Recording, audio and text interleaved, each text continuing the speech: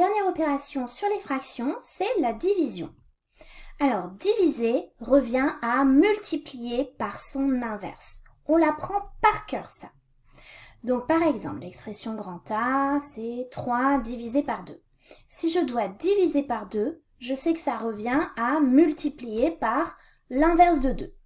On remarque bien que le 3 n'a rien à voir dans l'histoire. Le 3 est toujours là, je ne lui fais rien.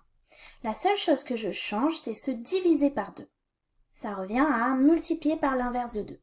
Mais c'est quoi l'inverse de 2? Eh bien, il y a une astuce, toujours la même. Le 2, j'imagine qu'il est en haut, et c'est comme si c'était 2 sur 1. 2 sur 1, parce que 2 divisé par 1, ça fait bien 2. Donc, si je veux prendre son inverse, j'inverse le haut et le bas, et le 2 va passer en bas, le 1 en haut, ça fait 1 demi. Ça, c'est l'inverse de 2. Donc, finalement, c'est 3 multiplié par, et l'inverse de 2, c'est 1 demi. Et donc, la moitié de 3, c'est bien 1,5. Allez, nous, on veut faire des vraies divisions avec des fractions. Donc, je prends un exemple ici, j'ai bien une fraction et on veut la diviser par une autre fraction. Mais ici, d'abord, j'ai des signes. Alors, j'en ai combien de signes négatifs? J'ai 1, 2.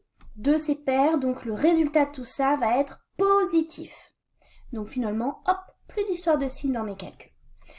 Donc, d'abord, la règle des signes. Ensuite, diviser par 5 tiers, ça revient à multiplier par l'inverse de 5 tiers. L'inverse de 5 tiers, j'inverse le haut et le bas, c'est-à-dire 3 cinquièmes. Donc finalement, ce 8 septièmes qui est toujours devant, je veux le multiplier par 3 cinquièmes.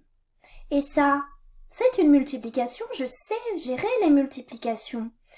Quand je vois une multiplication entre deux fractions, je sais que je dois multiplier les numérateurs en haut, multiplier les dénominateurs en bas. Une fois que c'est écrit, bien je calcule. 8 fois 3, ça fait 24.